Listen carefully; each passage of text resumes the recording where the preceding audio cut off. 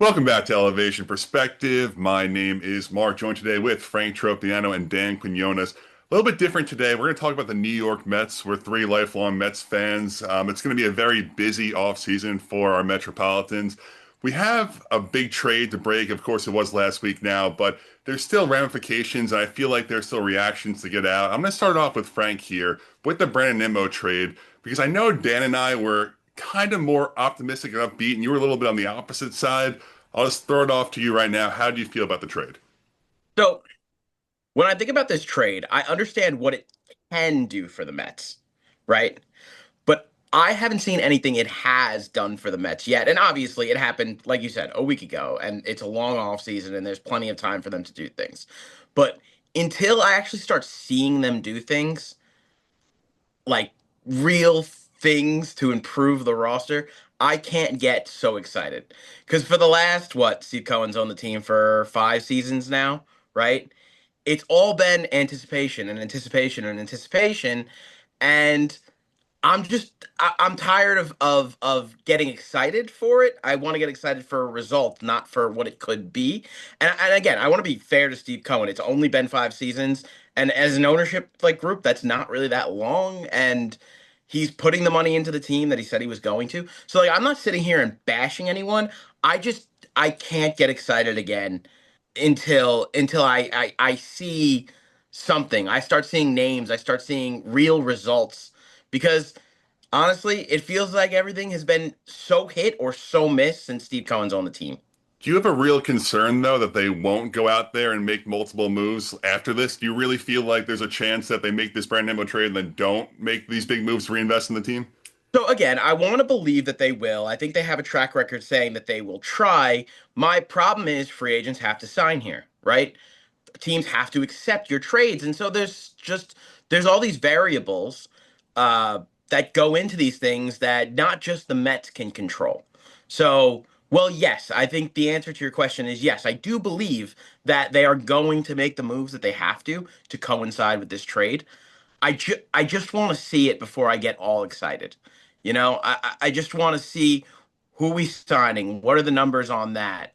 With all the uncertainty in the future of baseball, this is an extremely important offseason for the Mets, and they have to get it right. I see Frank's point of view. There's, like you and I discussed this before, like the optimism is what it gives them the options to do, not necessarily what it does outright. Because Marcus Semien, he makes a little more money. He's a little older. He had the strong finish to the season, but he's had back-to-back tough years. I am a little more optimistic. I do want to give Cohen the benefit of the doubt because if you told me, or any of us, imagine like 5 years ago with the Wilpon run team that we're going to have Lindor Soto as our 1-2 in 5 years, we probably would have said that's the dumbest thing I've ever heard. So I want to give them the benefit of the doubt that they'll go out there and do what needs to be done. Another part of this that makes me a little more optimistic, I love that it opens up an opportunity for Carson Bench. I know I'm definitely more focused on the minor leaguers than either of you guys, just based on what I do. But I think Benj is a guy that he can play center field, but if you give him left field, he's going to be a plus defender. And we saw from a lot of different ways the team looked last year, defense is something they can really improve on. When Nimmo signed that contract, obviously, lifelong Met, he was great and he did everything that was asked of him. But he signed that contract as a plus defensive center fielder, and he's kind of regressed already to maybe a so-so at best left fielder. So Semien being the defender that he is, it opens the door for Benj. I think the pros outweigh the cons as much as it hurts to lose a guy like Nimmo. And I agree with that. And of course, David Stearns at the GM meetings, he spoke about Carson Bench making this team unprovoked while Brandon Nimmo was still on the roster. I think we all kind of like jumped at that, like, oh wow, no one even said Bench's name. That was Stearns who came out and said that. And also to your point, I feel like we kind of view him as a corner guy. Like he can play center, but especially for a team that's really focused on improving their defense, I don't know if you want to stick a corner guy and Bench in center field and say good luck out there. And I think that's the thing. In my mind, we need two outfielders now. We don't need just one. We need two because I, I love Tyrone Taylor. I think he's really, really solid, obviously, but it just feels like you're taking away from the lineup. And we've talked all about the pitching, the defense, but the hitting needs work too. We had like four automatic outs in the lineup every every game almost last season. They can't. That's the thing. Like they want to get better defensively, but they're not that great offensively. I know they had a great month in August, probably one of the best in franchise history. But outside of that, it was a pretty season offensively. I don't view Tyrone as a starter at all. I think he's definitely a fourth Mm. outfielder, bench guy. Who is if they were going into the season today, right, and say it was going to be Benj as the two corners, who's the third guy in your opinion? He's not in the organization.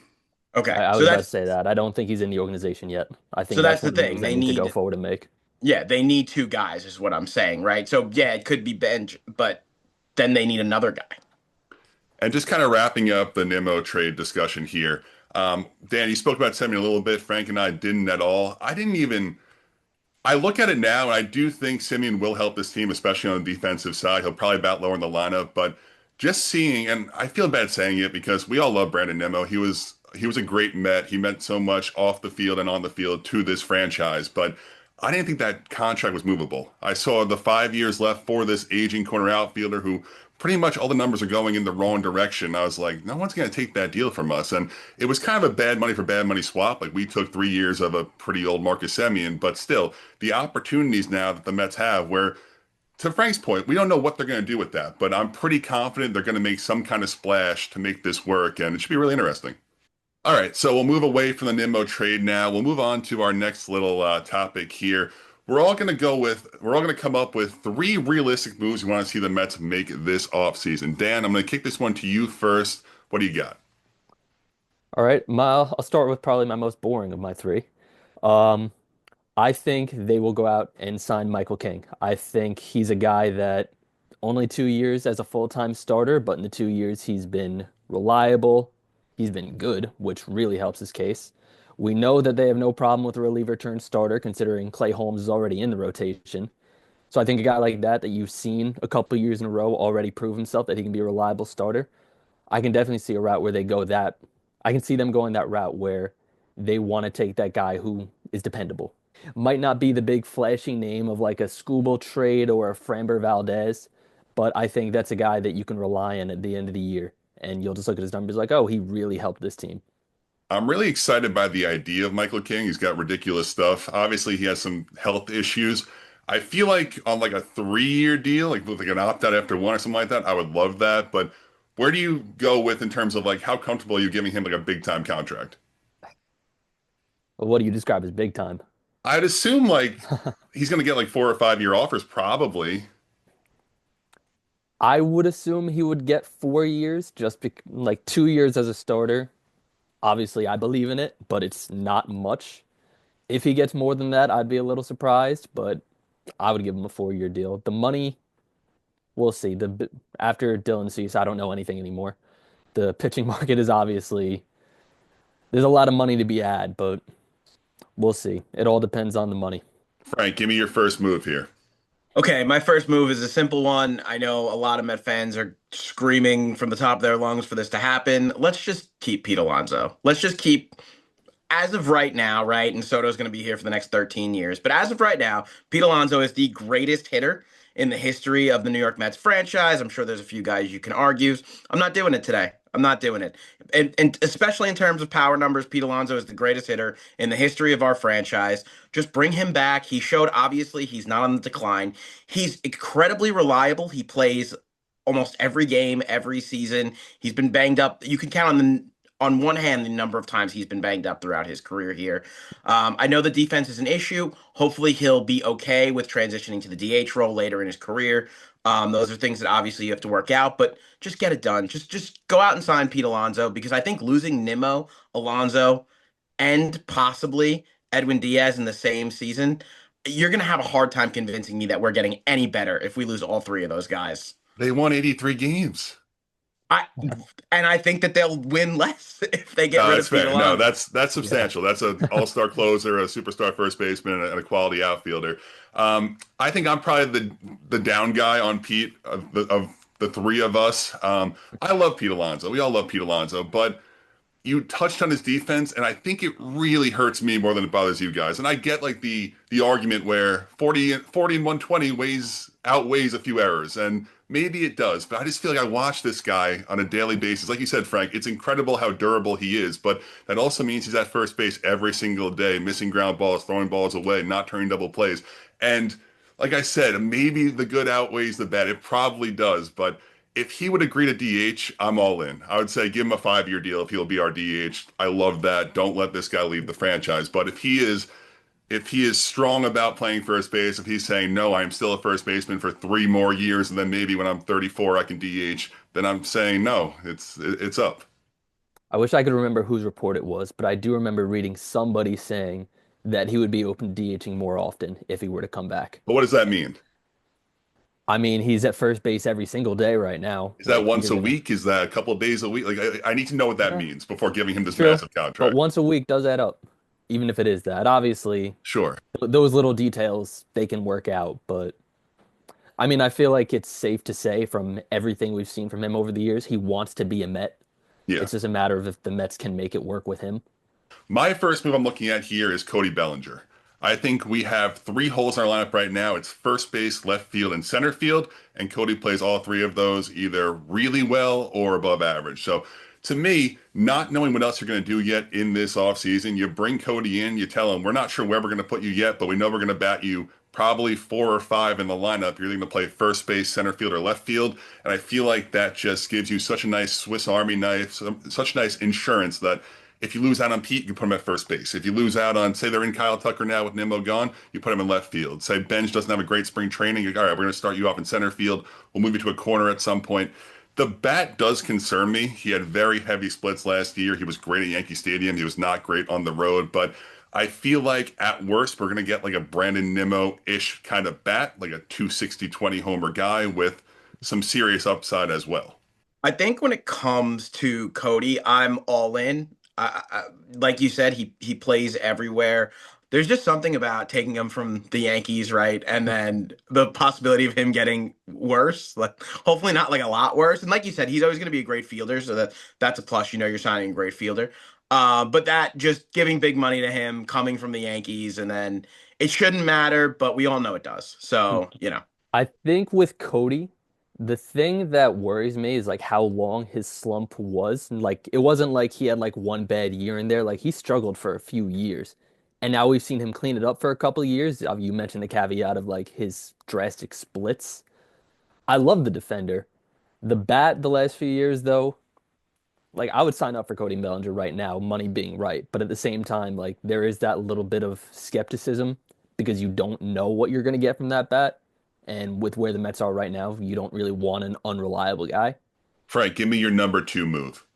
My number two move is going to be a trade, and it's going to be a trade with the San Diego Padres, and that is going to be trading for Fernando Tatis. Okay, we have this hole in a corner outfield spot. I don't know if he would play left or right, if Soto would be okay with moving over to left. You know, I don't know how they would align that, but Tatis is an insane fielder. So if they're trying to get better defensively, they're getting probably the best defensive corner outfielder in the MLB, or if nothing else, a top five defensive corner outfielder in the MLB. They're getting a guy who's young and who's locked up for a really long time. I look at the other move in Kyle Tucker, and sure, you get him for free. You don't have to give up prospects, but injury concern for both of them. And Tucker is going to be probably double the price. So I mean, Fernando's owed about 300 million, so it's going to be okay, pretty so he's going to comparable. be about He's 25%. making money. He's going to be about 25% more. It's going to be about 25% more for Kyle Tucker, right? At the same time, you're getting someone young, someone you know is going to swipe a ton of bags and make that impact, you know, in other things, not just hitting. And we're going to hope the hitting comes around.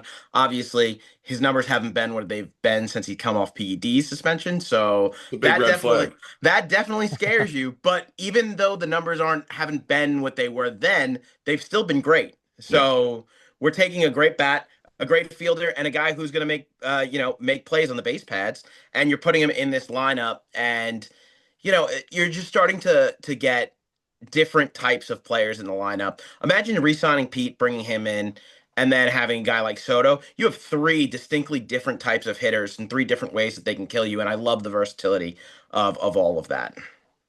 I do like that Tatis helps basically everything the Mets need. He's a right-handed bat. He improves your defense a ton. Soto signed a 15-year deal. I don't think he's worried about his position. I think it would make more sense to have Tatis in right field if they were to do this. And I can't see Soto being like, no, that's my position. I Yeah, think he's a smart guy. I think he knows what kind of defender Tatis is. There is risk that maybe he's not worth the cost. And obviously, that also depends on what San Diego wants back. Do they want a salary dump? Do they want that top line prospect haul going back? It's all circumstantial. Obviously, we know he's an incredible player. It's a matter of how incredible would he be going forward? Are you going to get that MVP level Tatis back? How does he work with the defense? It's a fun idea. I love it, but we'll see and if it there's been truly. rumors nonstop about the Padres ownership problems. Now they're looking to sell again. Typically, when teams are looking to sell, they usually sell off pieces to make them more attractive for buyers. So it definitely makes sense. I've also seen some rumors maybe they'll look to attach like a Jay Cronenworth, a bad contract on top of Tatis, which kind of feels insane to take on more money with this giant contract. But of course, Steve Cohen, like you said, does not really care about that. Yeah, no, I mean, a 9-year commitment is scary any way you slice it, but it would definitely be fun. It would be an exciting move.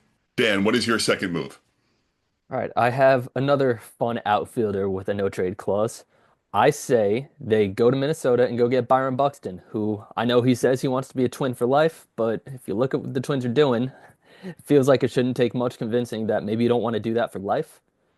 I think what helps the Mets is, I mean, everyone knows that, like the upper echelon of their farm system, the guys like we saw McLean, Sproat, Tong come up. We know Benj is close. We know Jed is close. But I think what helps them in a situation like this is even their lesser known names are really starting to like make names for themselves, like a Jacob Reimer, an AJ Ewing, a Jonathan Santucci. So I feel like they could probably go to Minnesota and give them a package of guys that can be steady major leaguers. And then you get Buxton back, who is, I think, either 2 or 3 years left at like 15 million per year. It's not like he's cost you a ton of money. The big red flag there is his durability. That's one thing that like you don't know if you can get 100 games out of him. He's coming off an incredible year. He played, I think, maybe about 110 games, but over 30 homers, over 20 steals. The guy hits. He's an awesome center fielder. He fits that. He fits that where if you put Benjamin left, you have your defensive center fielder that can complement him. He's another right-handed bat, which the Mets definitely need. Is dangerous, but I love the guy, so I'm all in. So with Buxton, unlike Tatis, I kind of view Tatis as we're just going to have to eat this contract. But like you touched on, with Buxton, that is going to be a haul. It is going to be a big time prospect return, even with those lesser guys. That's going to be those guys plus a Jet Williams plus a Brandon Sproul. Like that is going to be like a 4 or 5 person package back to Minnesota. Yeah, I'm optimist. Obviously, we don't know if he'll even waive his no trade clause.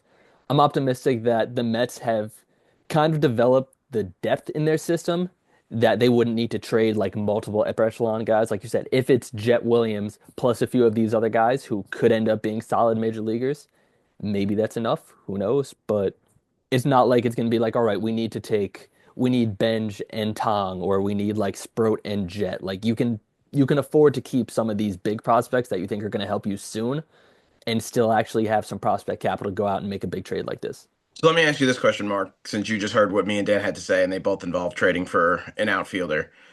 Which one is the bigger risk, Tatis or Buxton?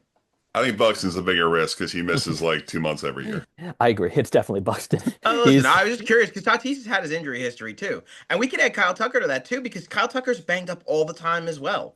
So, and look, I know, like I said before, you get Tucker for free. That's not a trade. That's a sign, and by free I mean $450 million. But I think there's a certain amount of risk to every single one of those moves. In terms of filling in an outfielder.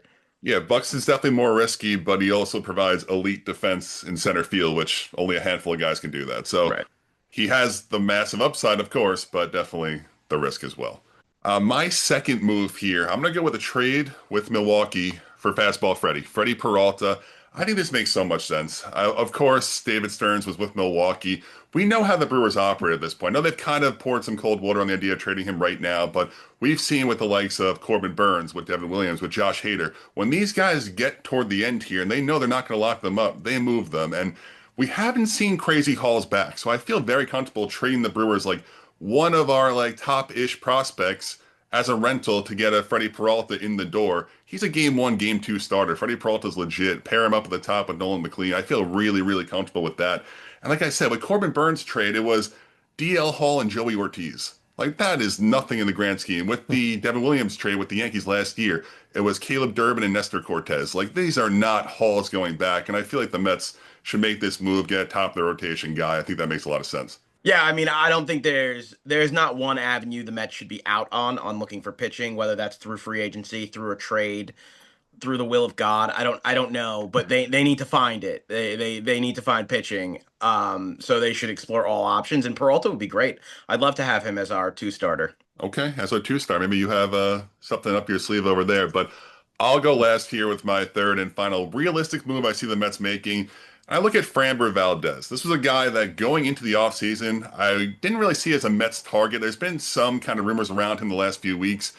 He has a little bit of a bad stigma to him now after the situation with the catcher in Houston. He kind of got crossed up, the grand slam to Trent Grisham, then he hit him in the chest. It was a very weird situation.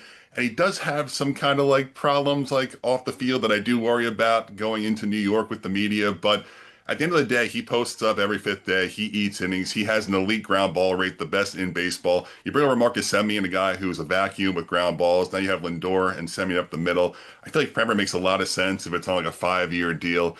I am nervous about how he reacts in New York, but I feel like his talent will outweigh that. On a baseball standpoint, he's kind of everything you'd want. But like you said, him in New York, where like you do anything the wrong way, it's a front page story. Like it's December and we're reading articles about how Lindor and Soto have different personalities, and that's still big news for some reason. So a guy who actually might have some off the field issues, again, it's another risk. You know he plays in Houston, but there's no guarantee that it works in New York. It's so hard because we're looking at all of these free agents. Like you said with Michael King, we're like, oh, he's got these injury problems. Like we said with Framber, he's got these off the field. No, none of these guys are perfect, especially in this Mm. specific class. Like we can find problems with all these guys, but you got to pay someone. I look at Framber, and I think right now the question that I'm asking myself is they need so much help with the pitching, right? It's possible that they don't get all of what they need going into the season, right? Especially from a rotation standpoint. So if you're gonna go and you're gonna, bring in Framber, are you okay with him potentially being the best pitcher on your staff? And I know we have McLean, and I know we have other guys that are prospects that came up at the end of last season. We'll see if they can take the jump or not, right? But let's assume the worst, right? And I want to just take your last two suggestions, right? Peralta and Framber, right? I'm okay with Peralta being the number one guy. I don't know if I'm necessarily okay with Framber being the number one guy. So I'd like to see him in a Mets uniform. I'd like to see him pitch for us, but it can't be the best pitcher that we bring in this offseason. Does that make sense? Yeah, that's fair. Yeah, it definitely makes sense. Like I said, I love And everything about Framber on the field wise. Like we know he can pitch, we know he has the stuff, and we know he has the track record. But again, a personality like that might be a little riskier in New York. I think I just like Freddie Peralta a little more personally.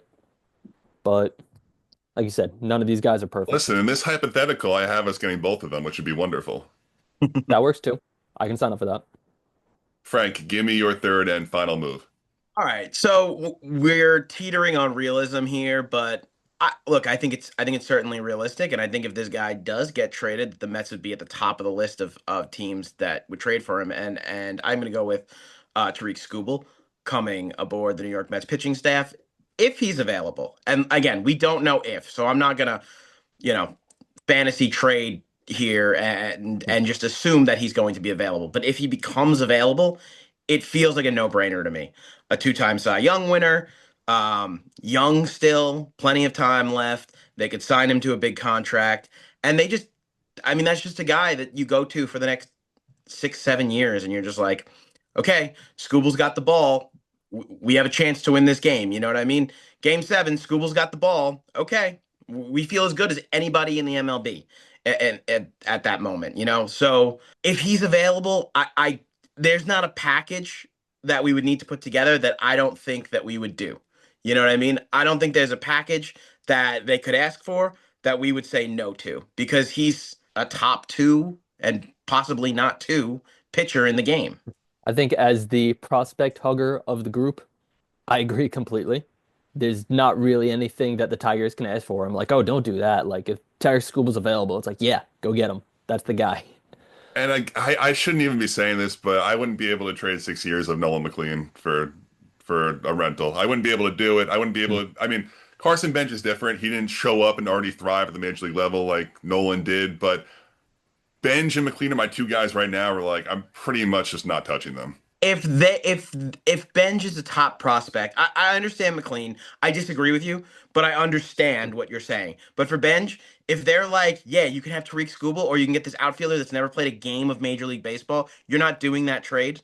And obviously there's going to be other prospects attached to the trade. I'm not naive, but you're not doing that? I try really hard not to. I don't know if I tell them no chance, but I'm going to do everything in my power to make sure you can avoid that because, I mean, not to disregard your point, but like every at one point, Tarek Skubal was a kid who's never pitched in Major League Baseball before. Like they all got to start Absolutely. somewhere. Absolutely, And but he's a known. He's now a known prospect. He's now not right, that kid who's never pitched a major league. Like think of yeah. I look, I don't want to crap on our guys, okay? But think about this last pool of prospects that we just had. Alvarez looks good, but I still consider him an unknown, right? Beatty looked decent last season. We still don't know what he is. Vientos had a great season, followed it up with a terrible season. Acuna, what is he? You know, I look at all Mm. these guys come up. Scooble's a once in a generation type player, right? Or maybe a twice in a generation type player, as we're seeing now with Skeens in Pittsburgh, right? Yeah. You get a chance to get a once, twice in a All generation right. type All right. player. I would probably do Benj if they twisted my arm. I still wouldn't do McLean. Fair enough. I wouldn't give them much of anything else if they wanted McLean. It's again, that's where it gets dicey. I know I said I would give them whatever. There's a limit to it, obviously. I'm not just going to give them like, oh, have all of our top five Right. prospects. But The I do problem think, is, like, I get much more open to pretty much any trade involving any mhm, player if he'll put pen to paper when he walks in the door or beforehand. If it's a sign and trade, if it's an agreement that you are staying here for 10 years, that's not the case with Scooble. That's not the case with Boris. He's going to be here for a year. It may help him to be here long term, but he will hit free agency and he will be attacked by the Yankees and the Dodgers and the Giants and whoever else, the Blue Jays. And sure, you can say the Mets will offer him the most money, but once he's out there, you have no idea what's going to happen. All right, moving away here from Scooble, Dan, give us your third and final realistic move. all right, mine is kind of a combo deal. I think the Mets go out, pay Edwin Diaz and Devin Williams, and just load up the back end of their pen. We saw at the trade deadline, we know they liked that idea with Ryan Helsley. Disregard what happened after the trade happened, but he was a top closer in the league, and they went out, they paid an okay prospect haul to go get him. Obviously, it blew up in their face, but I mean, if you just look at that trade from what Helsley was on the day of the trade, you know that the Mets want two studs in the back end. And Williams is a guy who's coming off a pretty down year, but it's not like it was just a disaster start to finish. He did have some strong stretches in there, and obviously he did have his issues, just like pretty much every reliever does in this sport. Like, look at Devlin Diaz's first year as a Met. That was a train wreck too. But you saw some underlying numbers in there. It was like, oh, maybe he can figure this out. And now we're looking at Diaz as like the most consistent, reliable reliever in the sport at a position where the turnover for good to bad, it feels like it's a coin flip who's good and who's bad every year. So I think the Mets could definitely go out and just say, let's spend our money on these two guys, sure up, touch up on the back end, and shorten a game with their starting pitching issues. I love the idea of it, but even with Devin Williams struggles, like going into this offseason, I thought of him as like that'd be a sneaky buy low target. I like the idea of him. He's still getting like crazy strikeouts, crazy swing and miss with the Yankees and with the inflated ERA, but we've seen a lot of teams linked to him already this winter. So I kind of feel like he's probably gonna get a closer gig somewhere. It's true. Maybe you give him a deal like Helsley. You give him a lot of money on 1 year, let him prove himself again, and then maybe he opt like a two with an opt out after one. It's It's possible. I yeah, think if Diaz was to walk, he might be our closer. I can definitely see that. Or I see Steve Cohen saying, "Fine, we'll give you closer money to pitch in the eighth inning because Steve Cohen just has unlimited funds. Who knows?" I would love to see Devin Williams in a Mets uniform alongside Edwin Diaz. Obviously, I think of the guys available, we can't not want Diaz back. And I know Mark alludes to it. We won 83 games last season, so it's hard to just want to say bring everyone back. But is Edwin Diaz not the best closer in baseball? And I'll go one step further. If Edwin Diaz isn't the best closer in baseball, is he the best free agent closer in baseball right now? And that answer is absolutely yes, right? So I agree. I would love Devin Williams for the eighth inning, but I think it has to come, like you said, paired with Edwin at in the closer role. I know that Edwin and Pete are not the reason we won 83 games. And I keep using that as because when people like come to me and say like, "Oh, we gotta get Pete and Edwin no matter what, no matter what," and I'm like, "We won 83 games." That's why I keep saying that because like I'm down for anything to change, and I understanding that it wasn't these two players' fault, but say, and I know we shouldn't be talking about money like this because to our knowledge, money doesn't matter to Steve Cohen, but the idea that if they spread around the money and if Edwin Diaz is 25 million, whatever the salary will be, gets you two or three relievers, and Pete's 30 million gets you a left fielder and a first baseman. And I know it's not that easy to think about it, but I feel like everything should be open. I can't disagree with that logic. It feels like with the amount we gave up for Eddie, and I know that's like two contracts ago at this point, and the fact that Pete's the homegrown record-breaking Met, it hurts letting those guys go. It almost feels like there's more than just talent attached to them, and I think that's probably why a lot of people are coming up and saying we can't let these guys go because there's more to them than just being great players on the baseball team. So I get that. I definitely get what you're saying. I just want to wrap up this conversation. We have talked about Pete Alonso a lot. We will continue to talk about Pete Alonso a lot throughout this winter until he does make a decision. Then we'll continue to talk about him a lot. But I'm going to force both of your hands. I know both of you want him back no matter what. In this different parallel, ulterior, whatever world you want to call it, where Pete Alonso walks, he goes to Boston, he goes to another team. I'm making you both choose a replacement. I'll go last here. Frank, you will go first. If Pete is not a Met, who is our first baseman?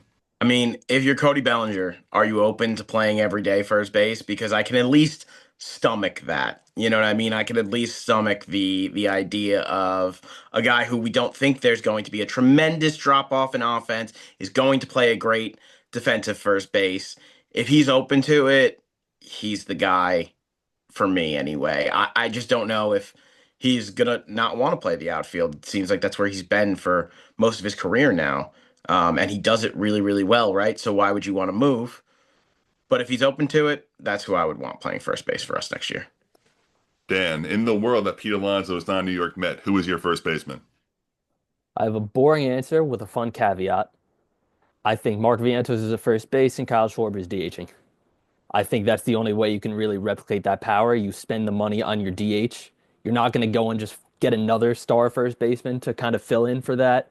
If Vientos struggles continue like last year, obviously, you know where we stand. I thought the 2024 season was too good for too long to just write him off immediately. I know you're done with him. If it doesn't work, maybe that maybe by that point Ryan Clifford's ready to get a shot at it. But I think the only way you can let Pete walk, you need Kyle Schwarber's power just to fill that hole. And first base, just I don't want to say it gets overlooked, but maybe that just you're not filling it with another big name. I am very down on Mark Vientos, as you mentioned. For me, though, for the purpose of this exercise, if they were okay with putting Vientos at first base, they would just give Pete whatever he wanted. Is that fair to say, or is that Mm, unfair? You're saying because the defense would be I think as bad. Vientos is worse than Pete, and Pete's the Okay. worst first baseman in the league defensively. I think he could play better first base. I mean, obviously the hands are in it, but like Pete's slow. I mean, Vientos isn't fast, but he's not Pete slow. They're neither I of them are good. want Neither of I them are want good, no but part of Mark Vientos' first base, I guess. Like if we're gonna get rid of Pete, then just go all into the evilness of the defensive guy, you know what I mean? And just get me like a complete terrible bat and just have him like wow me with his defense because I think that's the only way I'll be okay with Pete. If we're gonna put a guy who we're not even sure can play first base well there and then not sign Pete, I think I would hate that.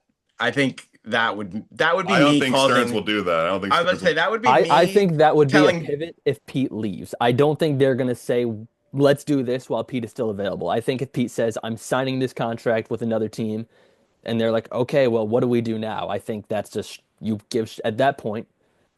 I don't want to say desperate is the word, but at that point, you kind of need Schwarber's power to replace Pete's power, and I think Vientos is just good fortune in that situation. I think he's like, all right, we'll give you one more shot. Like we've seen you hit well before. You just had the worst season ever that included one of the best months we've ever seen in there for some reason. I think you just give him one more crack at it, and if it starts ugly, then quick trigger to get him out of there. But if Pete leaves, I think that is your opening day. How long it lasts, I don't know, but opening day, I think that's the pivot. For me, if Pete Alonso is not a New York Met, I look at St. Louis. I look at Wilson Contreras at first base, who moved over there from the catcher position.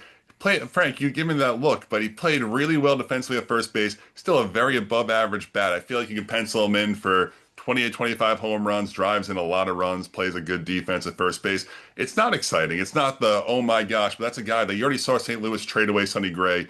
They got rid of all of his money pretty much. The Mets will gladly take on Wilson Contreras' 15 or $20 million deal. It's not a lot of money for them for a couple of years. I feel like he makes a lot of sense at first base.